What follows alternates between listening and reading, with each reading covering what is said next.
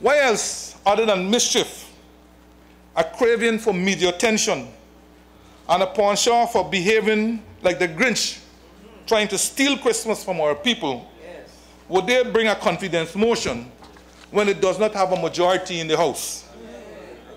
Oh, but wait a minute, Mr. Speaker. They are banking on a member of our side voting with them to unseat the government. I say to you, the opposition, we like it on the eastern side of this House.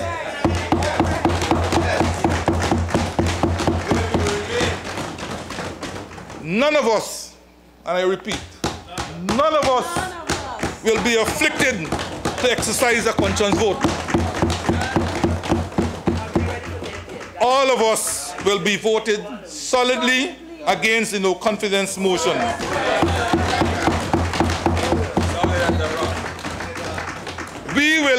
We will defeat you not only with the strength of our numbers, but the correctness of our policies.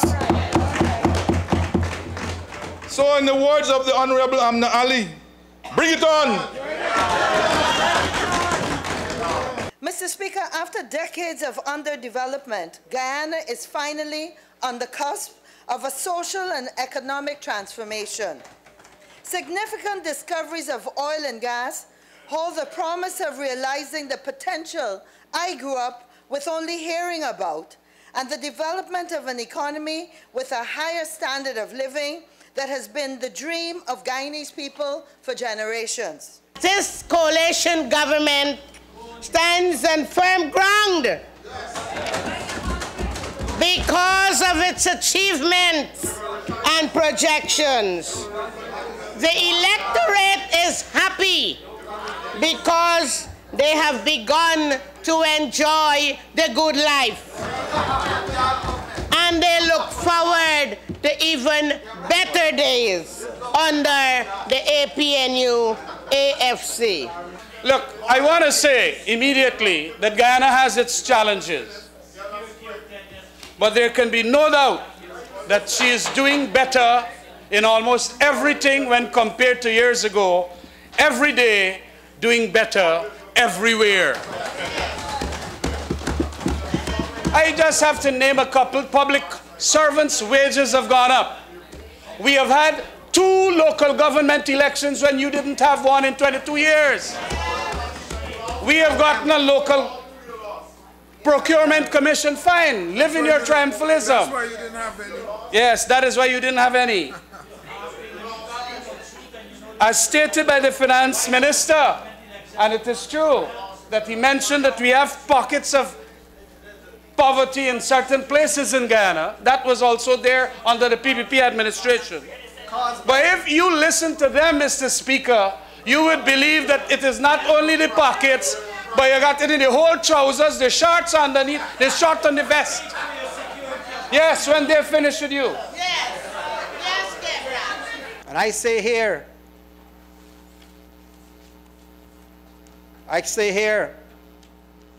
that we cannot allow those who have allowed this country, had made this country suffer from external sanctions, and for people being put on benches in our own CARICOM countries, being treated as mendicants and suitcase traders, that we cannot allow them to parade themselves as saints and saviors. And we cannot at the same time allow them to go back to have another chance to feed at the trough. Guyanese people cannot allow this to happen, that they are salivating after the oil wealth, and they begin to see all the tricks to the bag, that they could fool the Guyanese people with nice fluffy talks, nice figures being paraded as if suddenly they're expert in running governments. Well, experts in running governments don't find themselves in opposition. Experts in running governments first protect themselves in government and don't open themselves to the kind of sleaze that would have brought them down when the people voted on May 11, 2015. Daddy!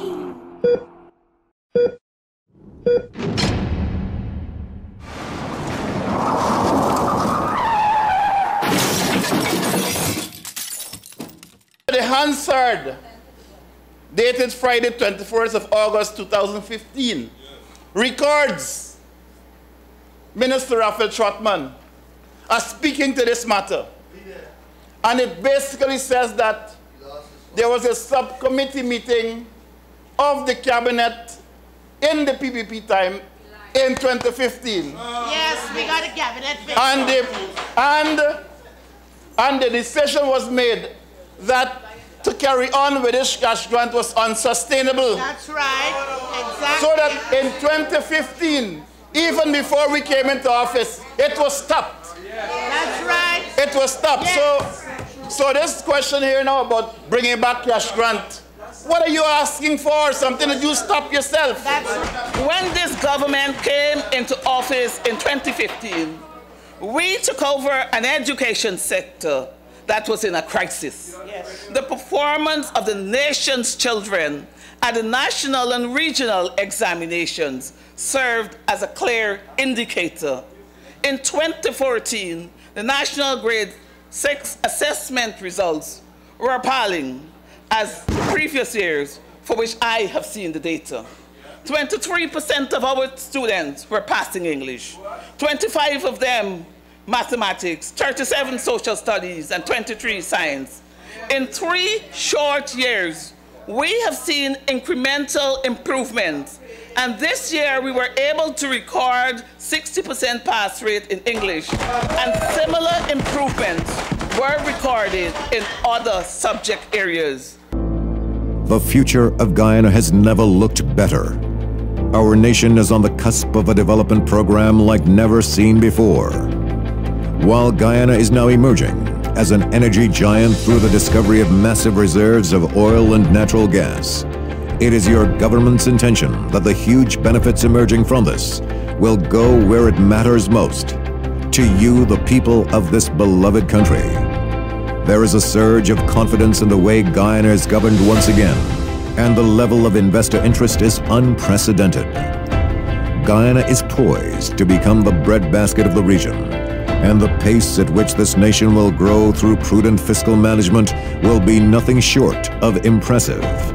But more than anything else will be the way every Guyanese, regardless of color, class, or creed, becomes a part of this historic period of national transformation, sharing in the wealth and well-being of it all as one Guyana. The sum of 687 million Guyana dollars has been appropriated, Mr. Speaker, to effect works on the following stallings. Leg 1, 285 million Guyana dollars. Baitika, 350 million Guyana dollars. And Purika, 50 million Guyana dollars.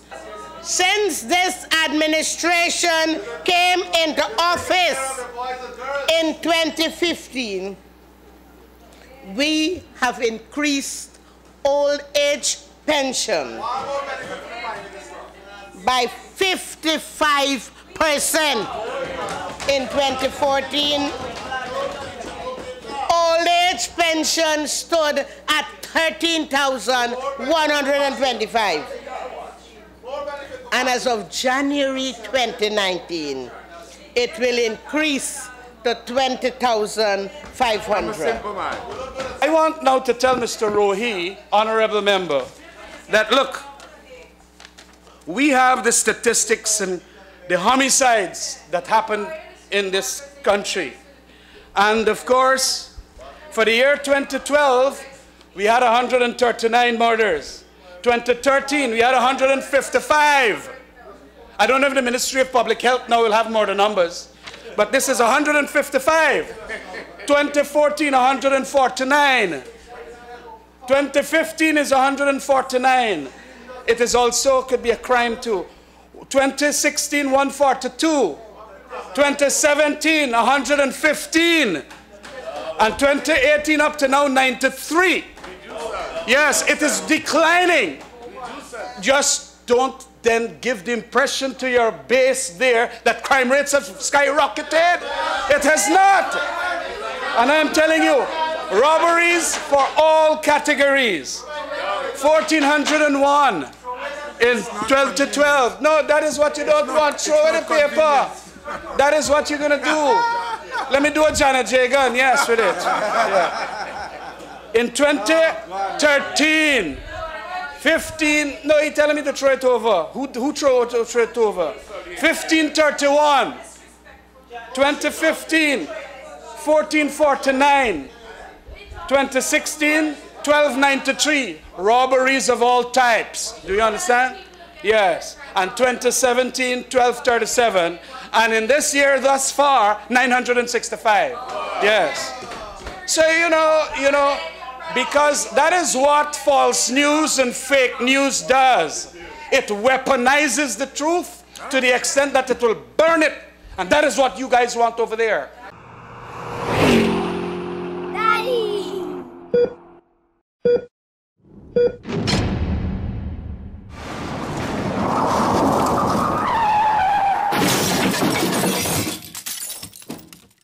2019 budget has delivered policies, strategies, and plans in fundamental sectors of the Guyanese society that need to be improved for the development and progress of this nation, ensuring the good life all Guyanese deserve, including the members of the opposition. Between late 2007 and December 2012, new GPC was paid more than 90 million to store drugs. This is not the 100 million that they were paid before. Mr. Speaker, in early 2010, the cabinet under the Jagdeo administration decided that new GPC would be the sole supplier of drugs. I wish to repeat, Mr. Speaker, in early 2010, the cabinet under the Jagdeo administration decided that new GPC would be the sole supplier of drugs. So the divisive politics of the past will prove to be the death knell of the People Progressive Party. But, Mr. Speaker, let me address some other misconceptions. We were told about the rule of law. The rule of law never existed in 23 years of PPP rule in this country. We had what their rule produced was a gangster advertising in the national newspapers that he was in charge of the national security of this country. What that administration produce? Yes. What they also produce is the largest killing field in the history of CARICOM and Guyana, where over 800 young Guyanese, husbands, brothers, uncles, sons, were decimated in a crime spree in this country never seen before. But I don't want to be distracted because we have the no confidence motion coming up, and we will talk to them more on these matters. But they are in no position to lecture us on anything about the rule of law. The future of Guyana has never looked better. Our nation is on the cusp of a development program like never seen before. While Guyana is now emerging as an energy giant through the discovery of massive reserves of oil and natural gas, it is your government's intention that the huge benefits emerging from this will go where it matters most, to you, the people of this beloved country. There is a surge of confidence in the way Guyana is governed once again, and the level of investor interest is unprecedented. Guyana is poised to become the breadbasket of the region, and the pace at which this nation will grow through prudent fiscal management will be nothing short of impressive. But more than anything else will be the way every Guyanese, regardless of color, class, or creed, becomes a part of this historic period of national transformation, sharing in the wealth and well-being of it all as one Guyana. It was 2011, and the leader of the opposition was in his last days as the president. And Barman McCray asked rhetorically what would be Jagdeo's legacy. And this is what they wrote, quote, the presidency has witnessed corruption rising to heights that are as dramatic as the depth of governance at its nadir. Oh, very poetic. The public sector has effectively been subservient to the political directorate. The independence of the judiciary was under constant threat. Gap between rich and poor is widening into a chasm. Fear of victimization has silenced civil society, the business community, and independent professionals. This is an indictment by the Rama McQuay report of the 2011 government and in the president at that time. But no one chose to quote the legacy indictment. They came here and tried to brand us with the same indictment that they have been indicted, leveled against them. And Rama McKay said this, sir. This is something to remember. They concluded that the executive presidency, and I put this in quote, was synonymous with dictatorship. Was synonymous with dictatorship. A hue and a cry of a no confidence motion. But I have to tell you, honorable members on the opposite side, bring it on! Bring it on! The APNU-AFC has a solid 33. You have an indecisive 32. Sir, a total of approximately $1,840,000,000 to provide hot meals for students, principally in our hinterland locations. But sir, the rest includes this parliament, and I don't believe that members on this side of the house are eating more than members on the other side. There's only a difference of one. And barring very few exceptions, I don't believe anyone here is gorging themselves on food, honorable member. Sir, the very article that I referred to ends by quoting the leader of the opposition. And he goes on to say, they prefer to spend more on eating than on public security, education, and drug purchases. The budget has nothing for poor people.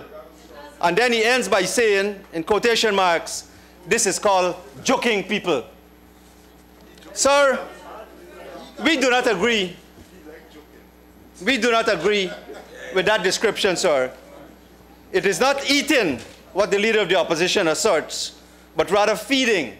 We are investing in our students in the hinterland regions.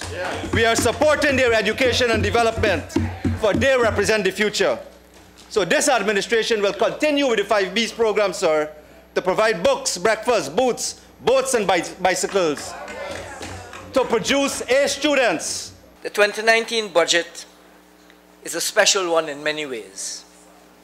It is special in that it is the budget that marks the end of a particular period in our economic history, the budget that prepares us for the transition to what will be a transformative era, where we stand to become, in a tangible way, the mythical El Dorado that we have long aspired to be. The PPP civic government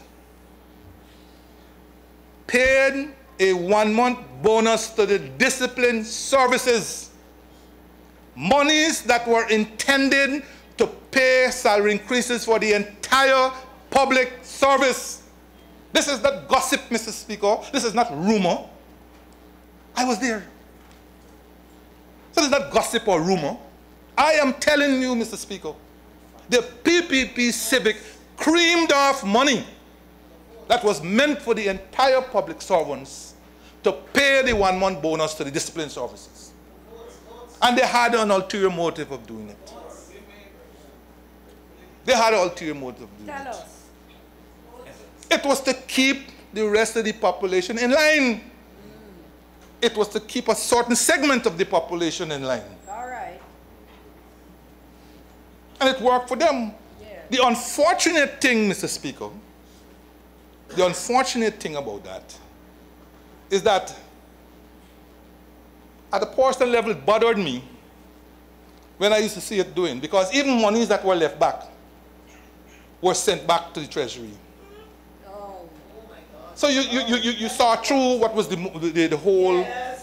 whole motive behind it. Good Honorable Member Irfan Ali made merry about the amount of studies that this government is undertaking prior to construction. And we are guilty. We're guilty of doing a lot of studies. But sir, let me enlighten this House, and I want the Honorable Member Edghill and Irfan Ali to keep count with me, of projects executed by the PPPC with no feasibility study. What? Skeleton Factory, $200 million US. CGIA renovations, no, $138 million, no feasibility study. The Honorable Rupson Ben came and said some good, some goodly gentleman from China arrived and gave them the money, and he took it. 2 years sat on it before they could even have a feasibility study. Sir, don't worry, the specialty hospital that they came from, no feasibility studies. That's $125 million with fiber optic cable. No feasibility studies. Absolutely none. Sir, the East Coast bypass that we're now doing, sir, the previous president, former President Ramantar, went on a trip, and the man said, here's $50 million. I said, yes, thank you.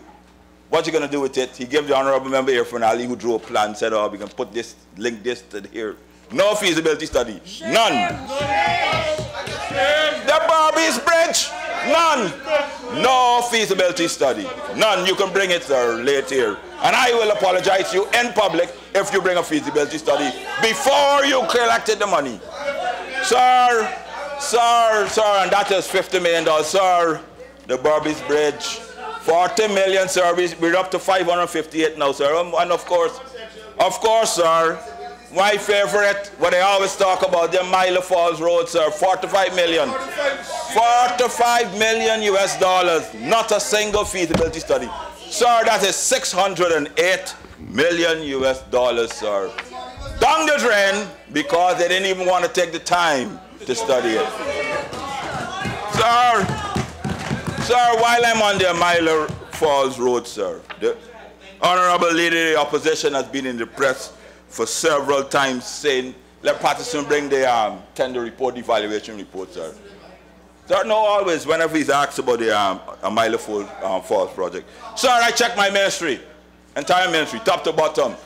No evaluation report, sir. But, sir, we could have been delinquent, sir. I went to MPTAB. We went to MPTAB and we checked, sir. MPTAB wrote back, said, no, sir, we have no evaluation report. Thinking maybe the flood, some force of God. So I even went to the consultant SRK and no. But then, sir, I started thinking maybe, and he goes there, so maybe, you know what I mean, this could be one of those operations. Then I sent my staff, sir. Sir, I sent my staff to the archives. And I found the ad for the Milo Falls, sir. You know what it was, sir? It went to NISL. NISL, then go through MPTAB, all they're talking about procurement and those things like that. NISL awarded, and I did some research, sir. The designer of the road, sir, was Phip Motilal and the chairman of NISL. And they carried straight from NISL, sir, to cabinet. Straight from NISL to cabinet. So when they keep shouting up, bring the evaluation report, they wrote their own specifications. Did no evaluation report, sir. Went straight to cabinet. So they went straight to cabinet and awarded a contract for $15.4 million, sir. And they ended up paying $45 million, sir. Never been bribery, sir. Sir, don't worry. Honorable member, sir, Irfan Ali. Irfan Ali in his speech spoke about how often, how slow, the same and Honorable member Edghill spoke how slow projects are one and those things. But I don't know. Maybe, I don't know. I'm seeing wrong. Sheriff Mandela, which we're talking about, sir, you know when that loan was signed? 2010. March of 2010. You know when the war started? December, you know what the contract said? December 2017. 7 years. 7 years. 7, including having to turn back because of fraud under your government. You talk about slow-thing. Mr. Speaker, local government is here to stay. No more micromanagement, no more IMCs. There were 38 IMCs installed by the previous administration, sir, and because of time I couldn't address the question posed by the Honorable Member Ganga Prasad, who had, to his credit, had the most of the 38. 13 of those, he dissolved councils and installed his own. And I have seen the amount of money that was spent on those trips where he took what Guyanese would call, yes, Kamraj, he took the entire Bariat with him as if he was going to a wedding ceremony. And not only monies for airfares and accommodation, non-refundable contingencies amount to $360,000 US. 1,000. Those trips cost the taxpayers $147 million. And I think when the Honorable Member Vola Lawrence was speaking the other day to the issue of how much money had been used for the health treatment overseas of members of the former regime, she had been very polite in saying $100 million. When the list is published, you would see the excesses that had been committed for cosmetic treatment and health decorations and alterations and fertility treatment and the whole works in excess of $500 million. That it is during this government's tenure that we have built a brand new home for children at Sophia with modern amenities. Yes, yes. It is during this government's tenure that we have established centers, domestic violence centers at Wim and under Neeming, where we protect and provide essential services to abused women. The future of Guyana has never looked better. Our nation is on the cusp of a development program like never seen before. While Guyana is now emerging as an energy giant through the discovery of massive reserves of oil and natural gas, it is your government's intention that the huge benefits emerging from this will go where it matters most, to you, the people of this beloved country. There is a surge of confidence in the way Guyana is governed once again, and the level of investor interest is unprecedented. Guyana is poised to become the breadbasket of the region, and the pace at which this nation will grow through prudent fiscal management will be nothing short of impressive. But more than anything else will be the way every Guyanese, regardless of color, class, or creed, becomes a part of this historic period of national transformation, sharing in the wealth and well-being of it all as one Guyana.